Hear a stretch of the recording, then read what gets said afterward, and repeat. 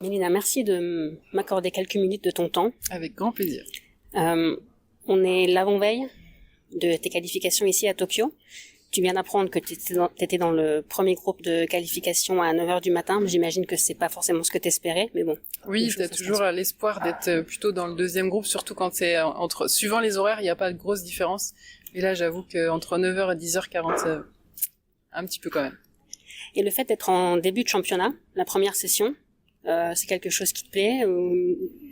Je trouve des fois c'est dur parce que t'es encore pas du tout dans l'ambiance, t'as pas l'impression que ça a commencé.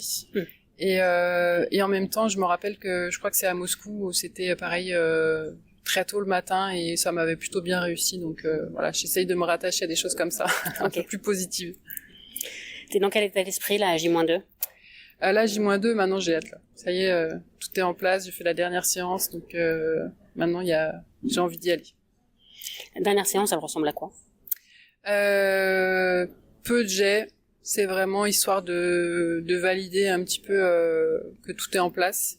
En plus là c'était particulier parce qu'il y avait énormément de monde ce matin, il faisait très très chaud, donc c'était des conditions particulières et je me suis dit oui, si ça avait été mon premier championnat ça doit pas être évident parce que tu te retrouves jeté là au milieu de, je sais pas, on devait être une trentaine à lancer. Il faut que t'attendes, tu fais un jet toutes les 20 minutes, voilà, c'est vraiment pas facile et là je me dis voilà, je suis contente d'avoir l'expérience que j'ai et de me dire que voilà, mes 3 jets, moi ça me suffit et j'ai pas besoin de me rassurer, j'ai pas besoin d'en faire plus, je sais que tout est en place, donc ça c'est plutôt bien. Il y a aussi une particularité ici, c'est que toutes les délégations sont logées dans le même hôtel. C'est pas souvent le cas. J'entendais quelqu'un qui disait tout à l'heure que pour les athlètes dont c'est la première sélection, se retrouver dans un hôtel comme ça où ça grouille de partout, ça peut être déstabilisant. C'est pas évident parce que et puis t'arrives direct, tu vois tes concurrents du matin au soir, tu les croises partout tout le temps, donc c'est vrai que si t'arrives longtemps à l'avance, c'est pas évident. Moi, j'ai eu la chance d'avoir du coup été au stage de prépa à Wakayama et je pense que c'était un bon sas de décompression d'avoir voilà une petite équipe, vraiment des conditions qui étaient chouettes. Ils étaient vraiment aux petits soins pour nous. Tu pouvais t'entraîner quand tu voulais parce que là, quand t'arrives là, du coup, t'as les horaires d'entraînement à respecter. Tu sais qu'il y a du monde. Tu fais pas les mêmes séances, donc c'est pas évident. Et j'avoue que le fait d'être en début de championnat, du coup, ça nous a permis de faire ça. Et pour moi, c'était important parce que oui, tu te retrouves vite perdu au milieu de tout le monde. C'est pas facile de trouver tes repères. Voilà, il y a pas ce côté équipe de France vraiment, on est ensemble et tout parce qu'on est un peu éparpillés de partout. Donc ça peut être déstabilisant, oui. Ouais. Quelles ambitions t'as pour ces championnats? Qu'est-ce que t'aimerais idéalement que les journalistes, par exemple, écrivent de ta compétition en fin de championnat? Qui sont impressionnés, ça serait bien. Ça c'est plutôt bon signe en général. Donc moi les ambitions c'est déjà les qualifications. Je pense que ça c'est le truc que je dis à chaque fois et qu'on me dit oui, sauf qu'en fait je pense que si tu poses la question aux 36 participants, il n'y en a pas une, même celles qui sont les meilleures et qui ont de la marge sur cette barre de qualif, qui sont en mesure de te dire ah ouais mais c'est facile les qualifs, moi je prépare vraiment la finale. Non, il y a personne qui prend ça à la rigolade, c'est important. Les 36 sont passés à 12, donc forcément, et on sait qu'à chaque fois ces qualifs, il y a toujours une ou deux favorites qui passent à la trappe. Donc le but c'est vraiment de pas faire partie de celle-là.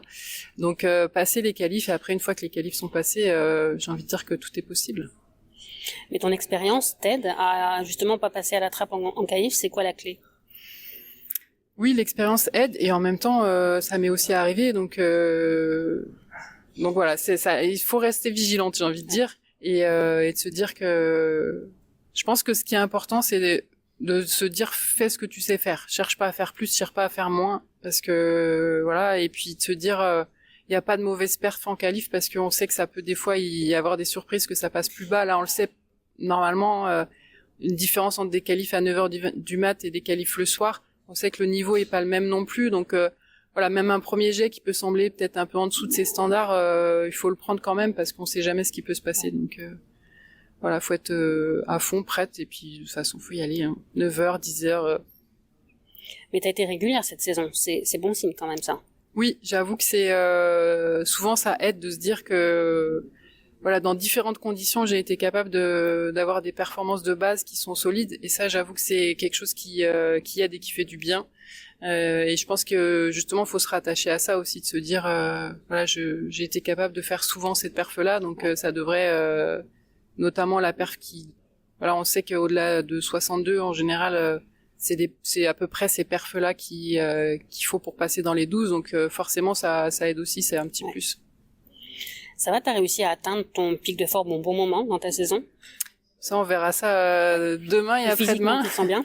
En tout cas, physiquement, je me sens bien. C'est vrai que ça a été une saison, on a fait le choix de l'organiser complètement différemment. Et je regrette pas. Le seul regret, c'est que pour l'instant, j'ai pas eu ma perf de pointe. Mais je me dis que elle arriverait maintenant, ça serait parfait. Enfin, en tout cas, c'est fait pour. Donc non, c'est une bonne saison. Et j'espère que ça sera une très bonne saison. C'était 11e mondiaux. Oui. Tu égales le record. Alors ça, je sais pas. Pareil, je suis pas très chiffre et on m'a dit ça, oui. Il y a déjà 2 marcheuses portugaises qui ont fait 11 fois. Donc comme tu as dit que tu voulais faire encore 2 ans, dans 2 ans, tu bats le record, tu l'auras à toi toute seule. Eh ben, je croyais qu'il y en avait une marcheuse qui avait fait 13, non? J'ai rêvé. Chez les hommes, le record est plus élevé, mais chez les femmes, avec tes 11e, tu égales le record. Ok. Bon, voilà. C'est pas des stats qui t'intéressent ou même qui te motivent? Si, mais enfin, c'est pas la motivation de base. Après, tant mieux, c'est bien et c'est le plus, mais c'est pas pour ça que je le fais, en fait. Moi, le but, c'est pas de participer. Le but, c'est d'être compétitive.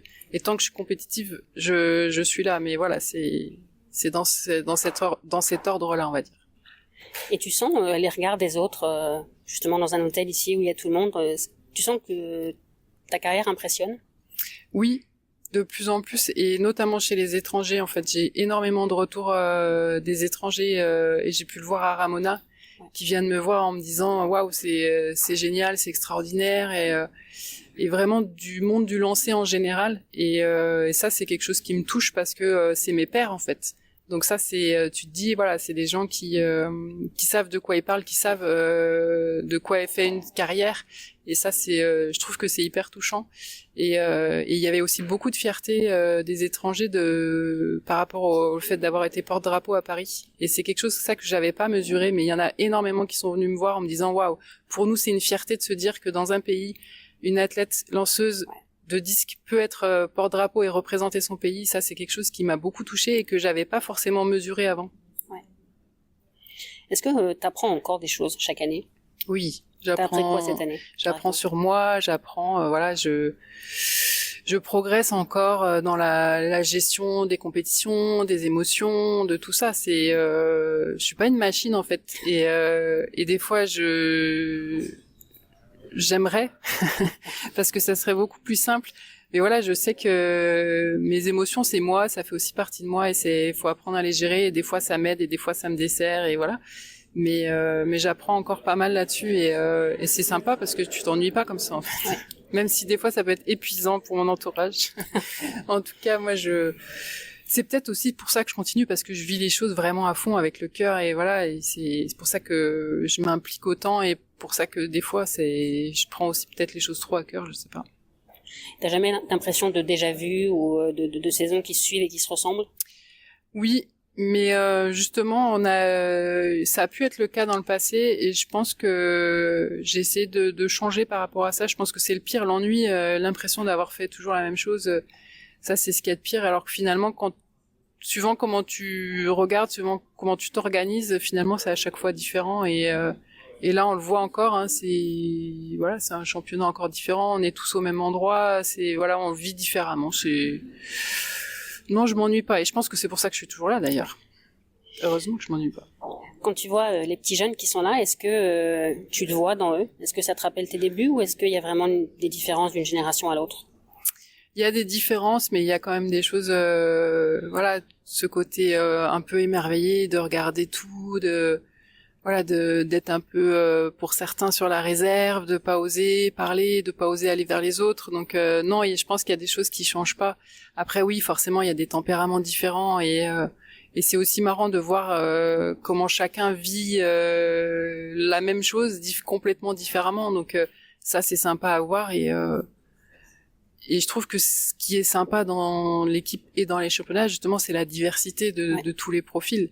C'est génial de te dire que, voilà, par exemple, nous, l'équipe de France, si tu regardes bien, que ce soit en âge, que ce soit dans les gabarits, dans tout, il y a tellement de diversité. Moi, je trouve ça, c'est ça qui m'éclate et c'est aussi pour ça que ça me plaît, je pense. T'es capitaine de l'équipe ici? Il y a pas de capitaine, je crois. Ok. Tu dois avoir un rôle quand même si c'est pas officiel. Je sais pas s'ils viennent te voir pour te demander des conseils. Oui, il y en a qui viennent. Après, moi, je me sens pas au-dessus, à côté, ou je me sens dans l'équipe et on vit tous le même truc et on partage ensemble. Donc, moi aussi, j'apprends plein de choses d'eux et cette fraîcheur et justement ce regard un peu de nouveauté sur tout, ça fait du bien aussi. Ouais. Un peu de fraîcheur. Tu aurais des conseils à donner à ceux pour qui c'est la première sélection? Le conseil, ça serait de profiter de tout ça, d'aller vers les autres, de pas hésiter, de pas rester dans son coin, même quand on a des doutes, quand on a des questions, voilà, de pas hésiter justement à aller voir les autres, parce que il y a toujours une solution pour tous les problèmes qu'on se pose dans la tête et on s'en pose plein quand on est athlète, notamment sur un grand championnat. Voilà, on a plein de choses dans la tête et que ça sera toujours comme ça. Ça s'arrange pas forcément, mais que justement le fait de le partager, d'échanger, d'aller voir les autres, ça peut aider. Il faut le voir, ce championnat du monde, comme potentiellement la compétition la plus importante de sa vie, peut-être la seule chance qu'on aura. Oui, et en même temps, il faut pas se mettre trop de pression non plus. C'est se dire que quoi qu'il en soit, ça va être une expérience, et si ça marche pas, c'est pas la fin du monde non plus. Je pense que c'est important aussi de relativiser un petit peu, de dire que t'as le droit d'échouer en fait, parce que y a pas de carrière linéaire. Alors oui, il y en a sur leur premier championnat, ils font des trucs de fou, et puis il y en a d'autres, ça prend un peu plus de temps, et voilà, c'est à toi de créer ton chemin, et c'est pas parce que ça réussit pas là que ça réussira pas les autres fois. Donc ça, je pense que c'est important, et on est souvent et de plus en plus, je trouve, confronté à les statistiques, les trucs, tu fais ça, tu dois faire ça. C'est voilà, t'as le droit d'échouer, t'as le droit d'avoir peur, t'as le droit, voilà, je pense qu'on n'est pas des robots, on n'est que des humains, des petits athlètes, et ça, oui, ça peut changer ta vie, mais quoi qu'il en soit, tu restes la même personne. Les personnes qui sont proches de toi, ta famille, tes amis, tu les décevras jamais. Je pense que ça, c'est hyper important de se dire que voilà, t'es pas qu'un athlète en fait, t'es une personne, et les gens qui sont proches de toi, ils connaissent cette personne et ils apprécient cette personne. Donc c'est ça le plus important. En parlant de proches, t'as des proches qui sont venus jusqu'au Japon pour t'encourager? Alors j'ai mon mari forcément, parce que c'est mon entraîneur, mais non, sinon trop compliqué. La famille, les filles, elles sont à l'école. Elles auraient bien aimé être là plutôt qu'être à l'école, ça c'est sûr. Mais non, pas pour cette fois. Pour terminer, est-ce que tu as un mot à adresser à ceux qui se posent la question de mettre un réveil la nuit pour te regarder à 2h du mat, heure française? Vous couchez pas, il y aura pas besoin de réveil comme ça. Voilà, c'est la solution. Merci. Ouais, il y a deux teams, il y a ceux qui vont se lever et ceux qui vont pas se coucher. Ouais.